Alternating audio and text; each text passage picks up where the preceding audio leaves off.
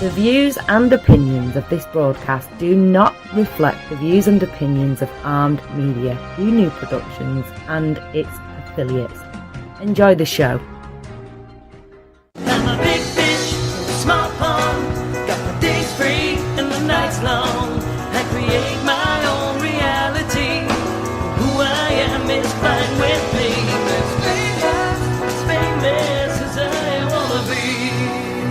Who I am is fine with me. It's who I am. It's who I am. Who I am is fine with me. And here we go. Hi everybody, it's Maria from What's the Story with Maria. How's it going? I am beside myself tonight. Can you believe that Richard, yes, Richard Skipper is here in the studio of What's the Story with Maria. I am so happy. We have so many, we were chatting for a good 45 minutes before we even started, and we're just going to go and go and go. So let me please say hello to everybody. Jessica Crugnali, hi sweetheart, has joined us. Ed Kutu of Blade Salon in Old Westfield, Connecticut. My friend Jason Peck has joined us. Jeannie Craig, it's going so fast. Manny Soto, David Downs, Jackie Fornatel. Hi Jackie. You know Yeah, Richard. yes. Belle Parker.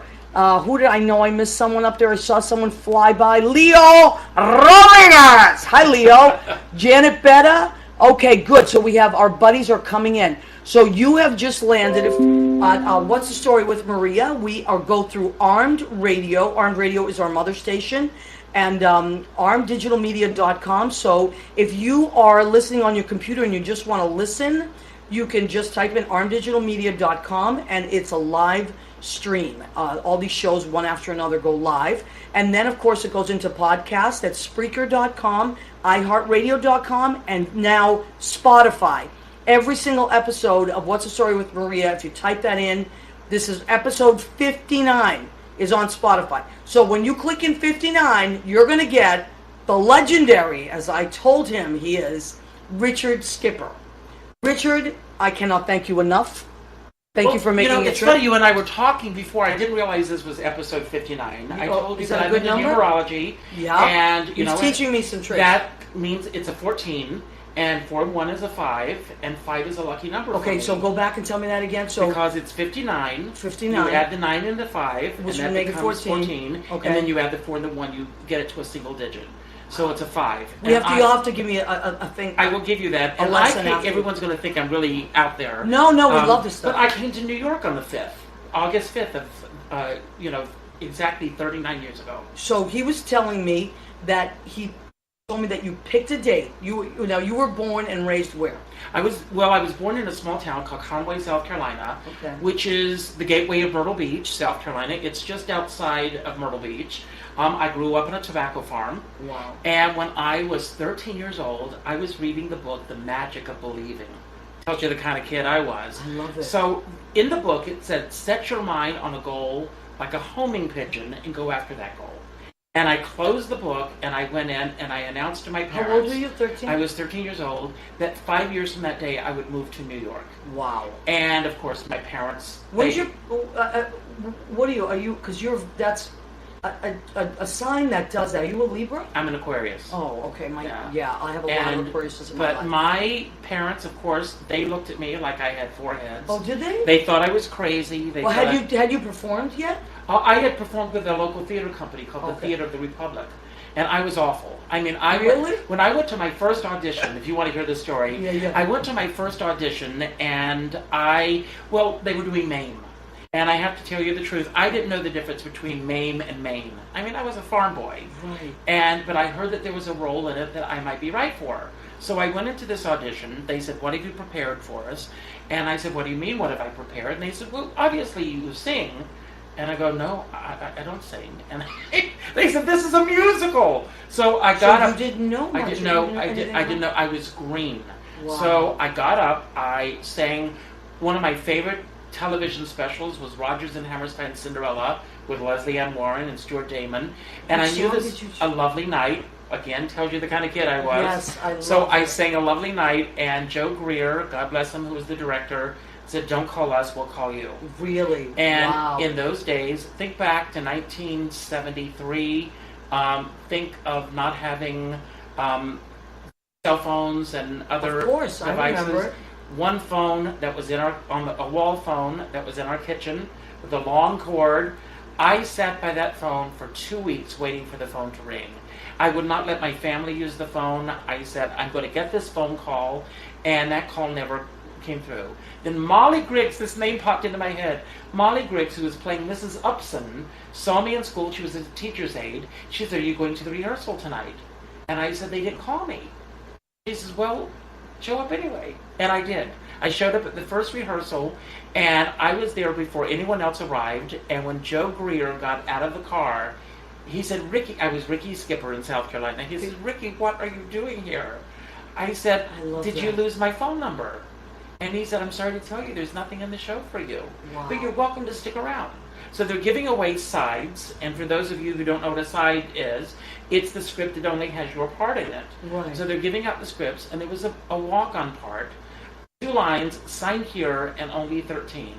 Those are the 2 lines. And someone said, give it to Ricky Skipper. And I got the part, and I felt like I was the star of the show. I was so happy to be able to walk on that stage and say those 2 lines that, I mean, I tear up thinking about it. It was just such an emotional thing that my foot was in that door. And I didn't audition for anything for quite some time. But 2 years later, when I auditioned, I got a featured role. And the What was the show? The Unsinkable Molly Brown. And no, I was not Molly Brown. No, I was Roberts the butler, and my the director at the time, Linda Simmons, may she rest in peace, she said, if you work that hard on 2 lines, I can only imagine what you will do with a part. Wow. And from that part, every role that I auditioned for, from that point until I left to come to New York, I got with the theater. And it all started with those 2 lines, signed here and only there. I'll tell you what I think it started out with before that. You showed up even though, like that woman, that Molly, what was her name? Molly Griggs. Molly Griggs said, show up anyway. Mm-hmm. You showed up anyway. Mm-hmm. And Woody Allen says 90% of success is showing up. Is showing up. Showing up. And it's interesting. And you never know. I saw an interview just a few years ago when William Shatner was on Broadway with his one-man show. And he was being interviewed, I think, on the Larry King Show. And Larry King said, what do you attribute to your success? You're doing the Priceline.com commercials. You've got this one-man show. You have a new book out. You're busier than you've ever been. And he said, I get out of the house. When you think about this, here you are. I have to tell you all, you have this wonderful little apartment. Oh, which thank I you. am in It's a love little with. crazy in here, but I love it. But I love it. Look at the stars on the back wall and the tchotchkes and everything. Yes. I love the feel. It feels like home. Oh, thank you. I just like it to make me happy. But, when you walked in here, you liked it right away. And I said, I almost wanted to apologize. I said, I know I'm like a little kid. And you said, well, so am I. This is what my room, my office is like in my house. It's like... But the thing is, you can stay ensconced in this room right here, and you can order with Grubhub. You can order any type of cuisine you want. Right. If you I'll are, get you on a little more. You're looking, for whatever you want. Beyond sexually, you can find online now. Anything you want, in the world. Netflix, anything you want in the world You don't is have to right leave your here house. within the confines of this house, and people are not getting out anymore. And then when they are out, one of the things that drives me crazy, I was listening to your show 2 weeks ago when someone was talking about going to the auditions and how all the young kids are on their phones now. Yes. And they're not connecting with one another. Yes. I And think it was Kate Greer. Yeah. I was talking, she said they're still there at the Equity auditions, but they're on their phones. They're all on their phones now. Yeah. And I'm so glad that we did not have that. Because that is people are not present anymore. Well, you know what? That's another reason why I love doing this show, because I'm a big talker, and anybody that knows me knows that I'm always talking, and I love conversations. I'll strike up a conversation with people on the subway, on the street, in a store, because I love to converse. And I feel like one of the things I love about the show is that we actually have conversations, and then they continue with our audience, which I'm going to pull them in a minute. they continue with the audience. People ask questions, or they get involved, or later on they comment, or that they find someone and they go to your Facebook page, and then the conversation continues. And afterwards we eat, and then we keep talking. And you and I talked for, I mean, it was wonderful. I mean, but you know, and I don't want to get political, but we are also so divided right now. Yes. That if someone has a different way of looking at things, and I truly believe that everybody is where they are, for the most part. Right. There are exceptions. Yeah. Based on everything that brought them to that point. That's a great way to look at it. And so... And their needs and how it affects their life. And most people operate out of fear. Yeah. Most people, most people make the decisions that they make on a daily basis based on the fears of what may happen to them instead of what could happen to them. Right. And if that makes sense to you. Yeah, what is that saying? They were more worried about things that never... We spend 80% of our time worrying about things that will never happen, you know, and it's true, you know, like, so it is about staying in the moment, because I also believe that it really is about staying present, trying to say what, like we talked about doing the next right thing. I've talked about that a lot. That's what I do, because I'm also, believe it or not, someone that I do get very overwhelmed with fear, or like, well, I'll do this when. We talked about that too. Or maybe I'll get to that after I get to this. And it's just about really putting one foot in front of the other, you know. But we do get a lot accomplished too. Like I want to, you know, because we both talked about we want to get more stuff done, and we do get a lot done. Now let's just talk. Because a lot of, I told you, everyone I've ever mentioned, you two, knows you. But we have a big audience out here on the radio. There's we go across the country, and we also go across the country live. We reach about 3 million people live, and then it goes into the podcast. And we have the potential to reach another 15 million. So there are people that don't know Richard Skipper. I would put you under the. You're an entertainer, right? First and foremost. First and foremost, you are under the entertainment category. I also know you produce you do a lot of things that are not just you. They involve a lot of people. You also are an interviewer, right? That's right. I've seen you interview, and I mean, celebrities, people that are doing cabaret shows, all the way up to, you know, big time celebrities. So, what would you, if someone didn't know you and said, "Hey, buddy, what do you do?"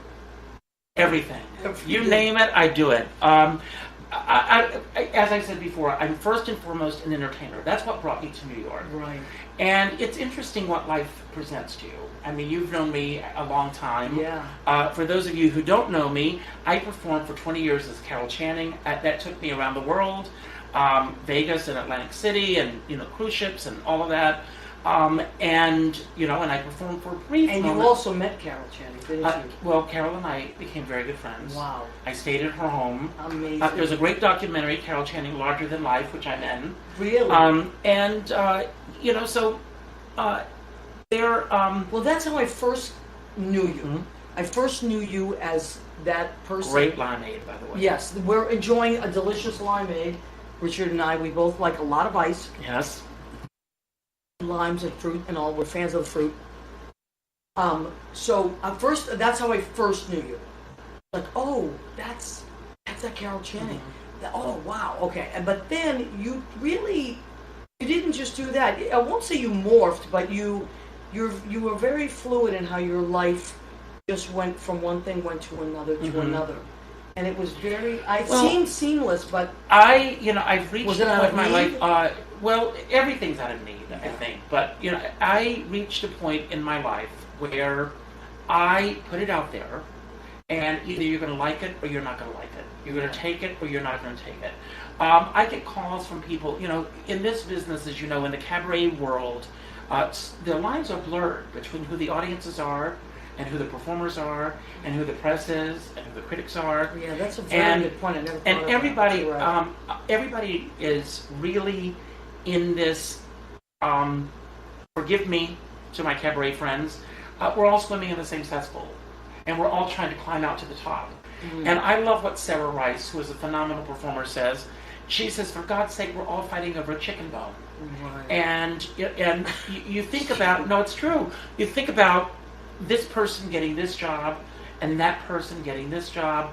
And I've reached a point where if it's meant to be, it's meant to be. Yeah, it's so funny. I've never thought along those lines from my own life, but only because I think I'm like, I don't fall into the ingenue category. I don't fall into certain categories where I would be competing with someone else. I kind of like, I'm more of a comedian type, you know. But, and then I fall into other things.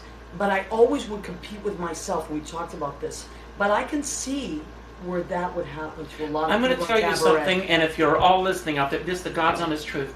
My phone doesn't ring. People are not calling me saying, we want you for this job, we want you for this job, we want you for that. And somebody said to me once, I think it's because the image that I give to the world is that I'm You're very busy. That I'm very busy. I wouldn't even bother. And that I am more successful than I truly am. That's the facade that's out there. Well, let's say that's the image. That's the image. Because I find like facade to be just a negative word. I don't know why. Because you're not showing something and then you have this other dark life behind it. I find you're probably an overachiever. I am. Richard. I am. And if you're an Aquarius, you're an overthinker. I have trouble sleeping at night. Yeah. We were talking about this earlier as well. We're both news junkies. Yeah. I fall asleep watching CNN, MSNBC, and then when I wake up and I go to bed, my brain is running like this, and I have trouble shutting down. And we both talked about the fact that we're going to stop with all this crazy stuff and bring our blood pressure down by nothing. Both of us. We were talking about that. Let me just take a moment because I know so many people. Bob Diamond, hi Bob. And Bob Diamond is in our show on the 9th. We'll talk about that a little later. We have to talk about this. So oh my God, so many people have come on. Kenny Green has come on. Love you, Richard. I love Kenny. Oh, don't you? Jesse Luttrell. I love you, Danny Jesse. Cohen. Hi, Danny Cohen. Paul Lucas. So many great people. Steve McCluskey. Eugenia Mesa. Hi, honey. Mandar has joined us. Let me see. Cindy. This is great. Segovia has joined us. Peggy Eason. Hi, Caitlin Peggy. Rose Cantrell. Tracy McHugh. My cousin Rena Berge. Kelvin Moon. Do you know Kelvin? He's in SpongeBob. Hi. He's so great, so talented. Mark Janis has I love joined. Mark. I was talking about Mark this afternoon. Who mentioned Mark to me? Suzanne Judy Mason. Mark mentioned it. Oh, there's Judy Mark. I just mentioned her name. Where is she? Oh, there Yes, she is. there Judy she is. Mark. Hi, Judy. Julie Willis. We know Julie Willis. Debbie Greenberg. Bill. Sudar. Oh So that's why I want Oklahoma. Peggy Eason. Jay Michaels. Isabella. Jay Michaels is my publicist, so a big shout out to Hi, him. shout out. Heidi, and this all Massachusetts. Michael Sawyer. Kia Nelson from Philly. Guilty Riding. Oh my God, so many people. This is Richard crazy. Malavet, I love you. Okay, so if you see one of your friends, shout them out. All right, so many great people. Yes. So Richard Skipper is on our show. We're talking about everything. Yes. I said to him, what's off limits? Because I do always ask my guests, I don't want to be one of those interviewers that blindside someone. I hate that when someone does it to me. So I said, what's up? He said, nothing. Nothing's off limits. So now your work, okay, so you moved here, you got an apartment in the city right away? No, this is a very funny story. So I made up my mind that I was going to come to New York. And wait, so... did you know what you were going to do? No. But every year, I would announce to my family, 4 years from today, I'm going to New York. 3 years from today, I'm What going did to they New say? York. They just looked at me like I was speaking a foreign language. And did your family have plans for you other than No. New York? No. Oh, no. so it wasn't like one of those families where like, no, you're going to law school, or no, you're going to I wish. You're going I to wish. continue with the farm. If my sister's watching, she said she was going to be watching tonight. I love my parents. Yeah. But neither one of my parents were ambitious with anything. Okay. My father, they were blue-collar workers. Uh-huh. It was about putting food on the table. Yeah. We were there as a family unit. Well, I'm going to go back to what you said about necessity. Mm-hmm. So their necessity was different than our necessity as performers is always to create work. Mm-hmm. Their necessity was to put food on the table, and they had to continue on the farm to do the work that was in front of them. Right. So necessity works in different ways. For So the different people. idea that this kid, I grew up, as I talk about in my shows from time to time, I am a product of 1960s and 70s television. Right. The variety shows. Yeah, Anne Margaret, we talked about earlier. I love Mitzi Gaynor. Oh my God, I love Mitzi Gaynor. I One wanted of my to be friends, Mitzi Gaynor. Not many people know who Mitzi And Gaynor is. I've become friends with Mitzi Gaynor. Really? Yes. One of my friends, Josh Ty, who now has moved to Ohio, he's the sweetest thing. He used to have this amazing extension, and I would joke and call him Mitzi Gaynor. Because She's talking about the legs, folks. Yeah, oh yeah, right, exactly, thank you. So Mitzi Gaynor, when we were kids on these variety shows, was famous for her kick. Right. And nobody else could do that. And then, I love those shows, Lola Falana. Well, I'll tell you a funny Mitzi Gaynor story, because we're going to jump all over the place here. Yes, I know, this is what happens. Several years ago, Sherry Eaker with the Bistro Awards called me up and asked me if I would help sell advertising space for the Bistro Awards. And I said, Sherry, I don't know the first thing about selling advertising space. She said, you know everybody. So she says, would you come on board and do this? So I agreed. I said, if I don't hate me. We did very well. We had a 75-page booklet with ads. Wow. And Sherry was very happy. But during this time, they were giving a Lifetime Achievement Award to Elaine Stritch. That's another show. I can but imagine. Sherry wanted to give another special award. And I said, why not give it to Mitzi Gaynor? God. And she said, Mitzi Gaynor? Why would we be giving Mitzi Gaynor a Lifetime Achievement Award? I said, Sherry, everything that Cabaret is stems from those specials. Yeah. Stems from the work that she was doing in Vegas. She's going to be performing at Feinstein's. This was years ago. Jeez. And she's going to be making her Cabaret debut at Feinstein's. If you can get her, it's a win-win situation. She said, we're not going to get Mitzi Gaynor. I said, let me see what I can do. I made a few phone calls. So this was before you knew her? This was before I knew her. Wow. So I made a few phone calls. But you see what you did? Again, you set a goal. Yes. You said, I'm going to do it, and you did it. I did it. That's amazing. So I made some phone calls, and I got Mitzi Gaynor. And we're giving the award to Mitzi Gaynor. So I really stayed on top of things, making sure there were flowers in her dressing room. I called to make sure she was picked up at the airport, all these little details. And she appreciated it. Of course. And so the night of the Bistro Awards, when we finally meet for the first time, we had never even met. You know, I told her that I would be at her opening night. I went to her opening night. A year later, sounds like I'm dropping names, and I apologize. No, I don't get that from you at all. But a year later, I go out to California to give for Carol Channing's 90th birthday. They're having a big 90th birthday celebration. I'm in the lobby of the Pantages Theater, and I hear, Dollface, Dollface, Dollface. I turn around, and it's Mitzi Gaynor. Wow. She says, what are you doing here? I said, well, I'm here for Carol. She said, do you have a date tonight? And I said, no. She said, well, you do now. Wow. Her publicist said, you're in every picture with her. I was in all the papers. Yeah, but you know what? You were talking earlier about celebrities and that how, because you do know, look, this is not you name dropping. I'm just going to say it. Richard knows a lot of celebrities. He's interviewed a lot of people. You also, I mean, you're connected to so many people that are connected, and you bring people together. You have you are kind of like that lighthouse.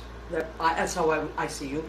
As this very safe. I'm the skipper of the ship. You are. Yes. And people gravitate towards you, and they feel safe, and it's, you know, you're going to have a good time, you're going to be taken care of, and something great's going to come out of that, right? And you're going to meet a lot of people. So why not? Why wouldn't celebrities gravitate towards you? You're not exploiting them. You're not. You're celebrating them. Yeah, absolutely. And that's why I came about with, you know, a lot of people, a lot of interviews will say, how did you come up with the brand Richard Skipper Celebrates? Yeah. And I want it to be the antidote to what we have in our media now. When you think about what television has become, reality television, every show is about one-upmanship. Someone's going to get kicked off the island. Someone's cupcake is not as good as the next guy's cupcake. Someone's dress design is not as good as a singer. Right. You know, and my skin crawls when I watch shows like American Idol, and they say things like, well, that's too cabaret. Like that's a put down to someone. And, you know, we've reached a point, I've always said that I think the biggest disservice that happened to the entertainment industry is MTV. And the reason I believe that is because an entire generation grew up only watching what was fed to them. When you've got TV shows and networks, entire networks, that are geared to a very specific demographic, if you're not exposed to it, you don't know anything about it. Right. And I try to be aware of everything that's out there. Now, one of the other things that I've been trying to do on the show and bring people in that are doing live performances because I'm a big fan of live performance. I think there's no substitute for it. I do believe we should record as much as we can of these amazing performances. Absolutely. Because we have to archive them. However, there's nothing like sitting in a total club and witnessing something that's Carol Channing, once Yes, again, go ahead. she used to say that in order for a show to succeed, you need people from different walks of life. You need a doctor, and a lawyer, and a housewife, Right. and a student, and a teacher, all sitting together in the dark, focused on one thing. Right. Now, we've covered so much ground tonight. I don't know if we talked about this on the air or before, I know, 'cause but we- we talk about people with their cell phones. It amazes me in movie theaters, as previews are playing, people are looking at their phones. Right. The credits, the first thing people do is they reach for their phones. When I go to the theater, my phone is off. Yeah. Um, You know what Susie Campanaro says? She does it as a joke on the mic, but she says, "Oh, look at people on their cell phones being with they're being with other people because." So in other words, it's like you're basically saying, but with your behavior, I don't want to really be here when you're on your phone. I went home for last week to visit some of my family members who are very funny people. We literally sat around a table, ate and joked, and it was 2 hours. I didn't even know where I put my phone. well, I have knew a friend, that's how I knew it was a good party. and when he goes out to dinner, everyone has to put their cell phones in the center of the table. That's great. And the first cell phone that goes off, that person has to pick up the check. Really? So the idea is that you turn off your phones before you sit down at this table to be with your friends. And if Wow. he is one-on-one with you, and you take up your phone, he will get up and walk out. Uh-oh.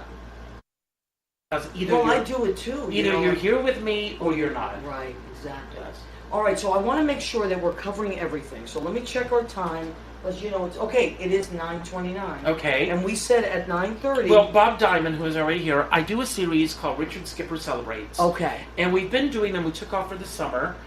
We do them once a month at the Laurie Beachman. Which and I I want love. to I say love Kenny that theater. Bell I and love Kenny Bell. Michael Kirklane, Abby Judd, the entire Laurie Beachman family have been absolutely wonderful. to They're me. great. And so I've got this show coming up on the 9th. We're celebrating Black and White Warner Brothers musicals. And I have Bob Diamond and Meg Flather, Doreen Montalvo, Wow. Zachary Staines, and Lisa Vigiano. And this is, so it's August? August 9th Okay. at 1 o'clock. Not August. I mean September 9th. I was gonna say, okay, September 9th. It's a 1 p.m. brunch Was show. that Friday? It's a Sunday afternoon. Oh, okay. And then I'm going to come back and I'm doing a show on the 14th of October with Dana P. Rowe. I don't know if you know Dana, I don't think but he has so. a Facebook page about the abundant artist. And when he said yes to be the musical director, I said, let's celebrate abundance. Let's Wow. celebrate the gifts that all of us can bring to the table. Right.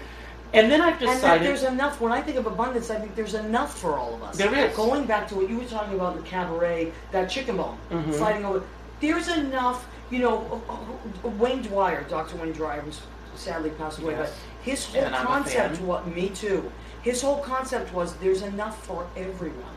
And rather than going for everyone's going in this direction to grab that same, as you said, chicken bone, why don't we all go this way and see what's out there? Mhm. So just keep going, keep creating, keep doing more shows, keep incorporating your friends. And, and again, at the risk of getting political, these fears that people have right now Right. is that somebody else is going to get something that belongs to them. Right. That's why this country is getting divided.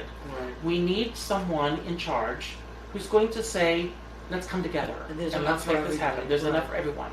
Well, you talked, and I do want to talk about this very quickly. We talked about fear before this, Mhm. and that we as human beings, I think, we have fears of, whatever, we're getting older, we're going to lose out, we're not going to, I know these are my fears, I'm not going to reach what I said I was going to do, or should I have done that already, or did I already, all this. And I'll tell you, Maria, and I don't know, I've always said this, I always feel like I have this heightened sense that we are not promised tomorrow. I know that, And I know that this very well. year alone, in a 2-week period, Yep. 8 people that were part of my circle were gone. Oh my, I know. You know, we and it's talked like about every this. day I would get up, I'd go on Facebook, and there's another passing. Yeah. And you know, and nowadays you don't get that phone call or a telegram or something to let you know this. It pops up in your news feed, Yeah, and we're not prepared for it. right. And you know, there's so many people that we could name Yeah. who are not here with us now. None of us know what tomorrow holds for Right, us. right, So you've got to get up there and you've got to grab what you can grab, right. and you've got to share it. Yeah. You know, there is enough for everybody. There isn't. I mean, I've always believed that anyway, because even as a kid, I didn't compete with other people. It was my own. It was my own head, you know, my own goals. It sounds like you did the same Mhm. thing, and so I'm a big fan of that. But I really do believe, and I love people that encourage other people. Mhm. Those are the best kind of people. Rather than, you know, let's all like Marcus Simeone is like that, you know, Yes. and I love him so much for that. He's so happy to hear someone else sing. And I want to say something about Marcus Simeone. Yeah, and if he's love listening Marcus. out there, I mean, He's my God favorite bless male him. vocalist, Marcus. Yes. You're my favorite. What he did for Greg Cannell Yeah. in terms of, you know, the care that this man devoted to this Yeah, I man. know. And Greg, unfortunately, was an Aquarian as well. I loved Greg, yeah. Greg passed away, you know, was it last year that he passed away? Or Maybe 2 years ago? Yeah. The years just run together in my Yeah, I head. know. But It's almost 2 years. and I think, now- around Christmas. Marcus is getting all this work as on cruise ships and everything. But Marcus brings his friends with him. He brings Sean Harkness. He brings Lena Katrakis. Marcus is one of these. He loves to bring people with him. Exactly. And I admire that. No. See, you know, absolutely. because, and he always is complimentary to me. Like, you know, it's just very sweet. He's a very sweet guy. I'm going to take a second. So let's just acknowledge some people because I don't want you guys to think we're we getting forgot. hearts. That's a good thing. Yes, we are getting hearts. Okay, so people are putting the events on. J. Michael put the events Thank you, on. thank you. Mandar also put. Thank you, Mandar. Put richardskipper.com. Thank Oh, you, thank sweetheart. you. That's sweet. Linda Marie has joined us. Hi, Linda. Jean Simpson's joined us. She's out in the Midwest. Diane Reich. Diane Reich Who's- is, she is a friend of mine. I have met her through Peggy Easton, who's listening as well. Okay. Diane is Peggy's cousin. Great. She travels from Ohio to see our shows. Really? And- Melba LaRose? Oh, yes. Hello, Melba. Hi, Melba. Melba Yes. comes on a lot. That's great. Yeah, so how cool that... So, you know, getting back to the show, so I decided you're doing. that I am putting the show on hold for a moment because Which next, show? The Celebrate? Richard Skipper Celebrate Okay. show, next August 5th, will be 40 years that I came to New York to the Okay. day. And I'm going to debut my own one-man show, I love telling my story. I love And, this. um, Where will we see it? Laurie If Beachman? we, well, the Laurie Beachman is closed, is dark on Mondays. Okay. So I have a meeting tomorrow with Jay Rogers, Okay. who's working with me on this project. I love Jay Rogers. I do too, and Sweet, our sweet. hope is that we're going to debut it at Feinstein's 54 Below. Wonderful. So save the date, August Yes, 5th, August 5th. 2019, Which falls on a Monday. Monday. Wonderful. Okay, so, and would it be an hour-long show? Or an hour, How do I hour fit this? 15? 90 minutes, 70 minutes, 70 Okay, minutes. and of course there's music in it. We don't know yet. Oh, okay, which would be cool too. I don't know if That it's would be going to be a really cool. monologue, if it's going to be anecdotes that I share with the I'm audience. so excited. Questions from the audience. You know, it could be anything. I said to Jay when we had our first meeting last week, Well, you said I'm going to write a book. just let's think outside the box and let's put no barriers on anything I yet. like it. And we're meeting once a week for 3 months Great. just to talk, as you and I are doing tonight. Yeah. And you know, when I direct shows, I do the same thing. Like with my, what I love to do is we just go to a diner and we have lunch. That's what we're doing tomorrow. Yeah, and we just. Westway Diner. Everyone That's where we go too. Yes. I can't believe it. We go to the Westway, we just sit and we just talk. And That's I what we're say, doing. look, first, we're just having lunch. We're not. This is not. And that's what I like. I like to involve food too, because which we're going to talk about our food in a minute. When I feel like when food is involved, people just relax. Absolutely. And also they come together. We're all, no matter what your background is, what your religion is, what your orientation is, everyone likes good food. Well, going back to my South Carolina days, Yeah. I had a great mentor, Florence Epps. You have the best names. Yes, You have some Florence great Epps. names from back then. Yes, Florence Epps You have was. to put that in your show. though. Well, Florence is definitely Miss Epps. Miss Epps, I would never call her Florence. Yeah. Miss Epps was the first woman in our hometown to have her hair bobbed in the 1920s. Really? She left. She went to an all women's college. She came to New York and went to the American Academy of Dramatic Arts when it was very difficult to get into it. Yeah. She left here. She went to California. She went to the Pasadena Playhouse. She was in a class with Henry Fonda and James Stewart, and she was offered a contract. But she wanted to bring theater back to our hometowns. Isn't that amazing? And so years later, she took me under her wing, and she had a little playhouse in her backyard. And I would go in the playhouse, and we would do the classics, and we would read from classic plays. Wow. And we'd be reading, just throw me a name. Just throw out a famous name. Neil Simon. Neil Simon. Yeah, since he just Yes. passed. So I'd be reading, and I would come across the name Neil Simon, and she'd say, "Okay, Ricky, Ricky, I love Tell that. me- That's my dad's name. yes, tell me 3 things that Neil Simon is known for." And if I didn't know, she would Wow. close the book, and she'd say, "I'll see you next week at the same time." And I would leave, and I would go to the library. Again, this is the days before Google. I love the I library. would go to the I used library. to spend hours in the library. And I would go into our little theater section in Conway, Yeah. and I would go through every book, and I would look in the index to see if Neil Simon's name was there, and if Neil Simon, or ever who it was that I was to know about. Yeah, the encyclopedia. Now, go ahead. I didn't mean to interrupt. Go ahead, finish what you're saying. But she instilled in me that she says, every time you step on stage, you are carrying the mantle of every great entertainer that has gone before you. And it behooves you, her word, I love to that. know who these people were and to celebrate them. Right. And I love artists. I love being around other performers. Yeah. I don't feel this sense of jealousy when I'm with other performers. There's also Kind of revel in it. I love there's that also about you. another great Carol Channing story that when Yeah. Carol Channing went to Las Vegas to do her first show, in those days shows were 24 hours. There was a show at 7 o'clock in the morning and 8 o'clock in the morning. Really? Yes. Well, Las Vegas was a 24-hour town. I didn't know that. Because it was all about getting people to Las Vegas and getting them spending their money. Right. And so at 4 o'clock in the morning, the biggest act in Las Vegas Oh my God. was Jimmy Durante.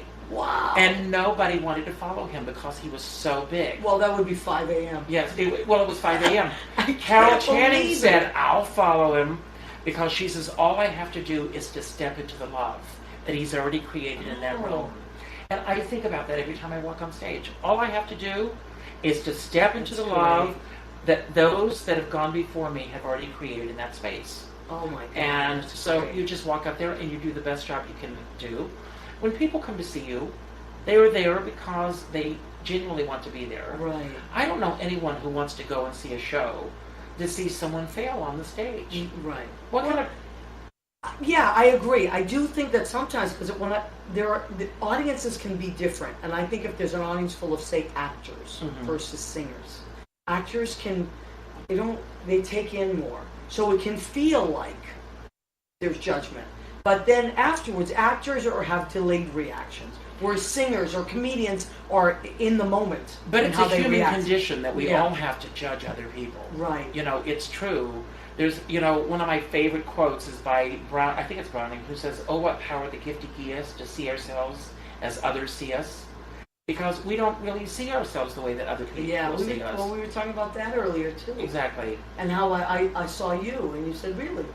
Like just the way we see each other. I think it's important too, and I'm going to put this out there. I know tonight we're talking to each other this way. We do a lot of different things, but we want to also, we agreed on this, is that you should tell people nice things about them. Absolutely. It's very important, like if you go to a show, sometimes people come up and say, "Oh, I don't want to bother you, but I just wanted to."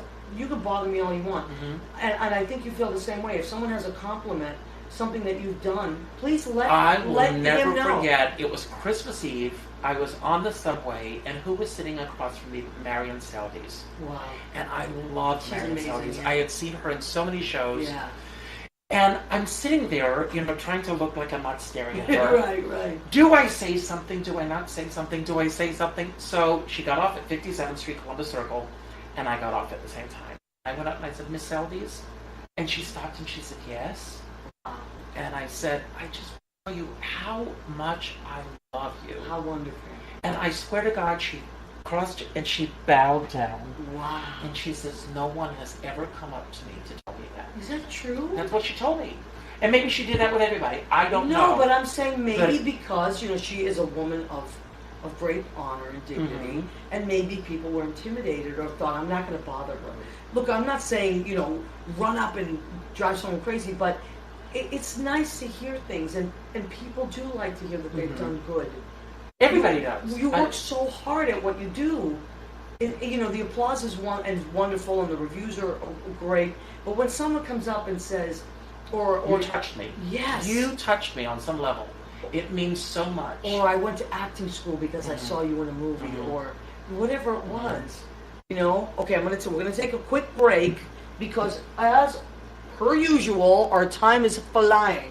So This is fun. it's so much fun, and I told Richard he has to come back when you do your show or bring Jay. Hello, on. Mary Elizabeth McCurry. Yes, please say hi to all your friends. And Mary Elizabeth McCurry, I'm going to put this out there, is doing a show at Please. Don't Tell Mama. And I think, is it October 20th that you're doing the show? Yeah, Mary Elizabeth, just please write it, type it in so we know. Type in the show. I put it in my calendar today. I'm definitely going to be at your show. Let's go see each other's shows, everybody. Yes. Let's just do it. Let's support each other. Joe Gullah, do you know Joe Gullah? We love Joe How are you Gullah. not Joe? He's friends with friends, and that are. My friend Kay Creer was in one of his plays at the Cherry Lane, and my I friend met Joe Jerry in San Diefenbach. Francisco, San Jose. I love Joe Gullah. Joe Gullah is fantastic. He And- never calls, he never writes, No. but every time I see him, I love it like a Christmas And tree. another thing I want to say about along the lines of what we were talking about that has to do with Joe Gullah, is Joe Gullah is very encouraging to other performers. He will always. And Leo Rodriguez. Leo friended me today on Facebook. Oh my God, you would he's love a new it. friend. Leo Rodriguez! We have to say it that way. Yes. Leo is one of the kindest, most encouraging human beings you will ever meet in your life. He is He always said he was my jealous intern. of the chicken marsala tonight. He was, and you know what, Chicken Leo? marsala. I told him next week I might have Leo. He sometimes will be in the studio audience and run all these things. He's we call him the accidental intern. Oh. Okay, so, but he's a playwright and Yes. he's written a musical, so he's just fantastic. Okay, chicken marsala. Do you smell it? It's delicious. Mhm, So I what can't do wait. it's going to be so good. So chicken marsala is with you take the chicken, you dip it in egg, then you dip it in flour, you throw it in oil with garlic. Okay, so you kind of sear it, fry it up a little bit, then you take it out, then you cook up onions and green and red peppers. You throw in marsala, and then you put the chicken back in. You put a little chicken stock, and you simmer it together, and that all comes together. So that's the chicken marsala there. And then I have chicken roasted rice, this yellow rice that I didn't make it from scratch. You can get it. It's an Uncle Ben's. They make great different I love rices. Uncle Ben's. Me too. And so this is. I don't like to cook too much on the days of my show because the apartment gets really hot in the summertime. So I just you can just zap that in the. And for those of you who are outside of New York, it's 102 degrees out. Even Literally, tonight. literally, It's hot. it was 100 today, so it might have reached over that. So that's our chicken marsala that we're having there. Now, for salad, we have a delicious Boston lettuce, or you could call it butter lettuce. It's the same thing. So let's say butter lettuce for the sake of, and we have little baby carrots in there. I put chives. Chives I love because if you don't want to use onions, chives kind of give you that similar flavor without that onion smell. Some people don't like onions. I love them, but so carrots, red peppers, celery is in there, and I had already chosen this, and it was fantastic. Peach vinegar, and then I'm going to put an extra virgin olive oil. Now, speaking of peaches, Richard brought me. Look what he brought. He is so cute. He brought a pineapple. All right, and you're going to have to tell us that is for Yes, that. it's good luck. And It's he good luck. also brought peaches, fresh peaches, which he didn't even know I was using peach vinegar in the salad dressing. And for dessert, because we were talking about a couple weeks ago, Vanishing New York, and we both love it, Good. cheesecake. So I got a nice cheesecake. I got it at Trader Joe's, New York cheesecake at Trader Joe's, because I would go to Junior's normally, but I couldn't get there today. I love Junior's And I cheesecake. love cheesecake. I do too. Too much. And then I got some nice cherries, Comstock, and there is the cherry, delicious. It's so funny. There's so many similarities here. Yesterday Tell me. was I believe in celebrating every day. That's why I came up with Richard Skipper Celebrates. I love it. And so I get this thing. It's called CheckyDay.com. CheckyDay. cherryday.com, and every day I get a list of holidays that are celebrated on that day. Oh, really? And yesterday was Cherry Turnover Day. No. So I went to the supermarket last night to find cherry turnovers, and there weren't any. So now you got the cherries I tonight. can't believe it. You see, we're on the same track. So we're See, on the but same because track. you're someone that likes to celebrate things, I do. so you actually go and find more things to celebrate. I do. Versus someone that is always looking to excuse my language, bitch about something. Right, exactly. I had this conversation with a young person this week about try to be part of the solution, not the problem. Mm-hmm. Because it's not just young people; it's everybody across the board. Sometimes I find a lot of people, they create their own negativity by constantly looking at what's wrong with something versus what's right with something. Or, okay, great, so this is what's wrong with it. How can I contribute to making it better? And as entertainers, we have these great vehicles to do this, to change things, whether it's a stage, whether now, we can use Facebook Live, and we're talking about Facebook as well, using it for good. Well, Shonda Rhimes wrote a book called The Year of Yes, or The Year of Saying Yes. Okay. And where she decided all of a sudden, I'm not going to say... talk about your book. Yes, I want to talk... I want to say yes to people instead of saying no. Right. And, I was at a recent board meeting, and I'm describing an idea, and before I could even get it out, someone on the board says, we can't do that. Wow. And I'm going, hear what I have to say, and then if you want to say we can't do it, then say don't do it. We are so quick in this country to say, no, that can't be done. I know. You can't do that. What? You can't do that. Let's get rid of the word no. Right. And let's start saying yes. Or even if we say, well, let's talk about that, or let's think about that. Let's stay open to that idea. And again, my whole life, as we've been talking about tonight, I think outside the box. Yeah. It's like, what can I do? What can I do to get from point A to point B and beyond that? And so many people are so quick. I mean, when I was growing up in South Carolina for 5 years, everyone's saying, no, you're not going to go to New York. So I came to New York. I arrived on August 5th of 79. It was a Sunday. It was a day like this. It was so excruciating. I had never felt heat Yes, like it's this. very different. I agree. And you were coming from the south. I came from the south. I came from the north. But it didn't matter. I had never been to a place where I literally couldn't breathe. That's what it felt like. Yeah, And New York and it's is funny because Oh, Michael Woolley, I love Michael Woolley. well, I don't think he knows the show's live right now. He would have been called. Oh, I love Michael Should we Woolley. have answered? Yes. Oh my God. No. Well, if you call back, Michael, if you're watching the show. So there's a fly flying around. I'm convinced it's Poppy Kramer. It could You be. know, yes. I know. That's what Richard said. I said, oh my God, we're stuck with this fly. It's- I don't know where the hell this fly came from today because all my windows are closed. Well, it came out of somewhere. Came out of But somewhere. we have these summer neighbors, Mr. Mike and Miss Marion. And that's all true. I love it. And they were summer neighbors because, like I said, I was close to Myrtle Beach. And he was a Washington, D.C. cab driver. And David Johnson, if you're out there wherever you are, interesting long story about him. He was supposed to pick me up at the airport. And that morning I called and he said, I'm not going to be able to pick you up at the airport. And what I'm about to tell you, I swear on every ounce of my being that I'm telling you the God's I honest believe truth. you. So he was not able to pick me up at the airport. And so Mr. Mike and Miss Marion went to the airport with us. And when they found out that he was not going to be able to meet us at the airport, Miss Marion went, oh my God, I'm 18 years old. I had never flown before. I had never slept in another bed other than staying at my grandmother's house. Wow. I had $500 in my pocket, Yeah. which you could, get away with in those days. So they're like, oh my God, you're going to get a cab driver. They're going to know you're fresh off the farm. They're going to drive you all over New York. It's going to cost you a fortune. What you need to do is to take an airport limousine. And what they meant was an airport shuttle.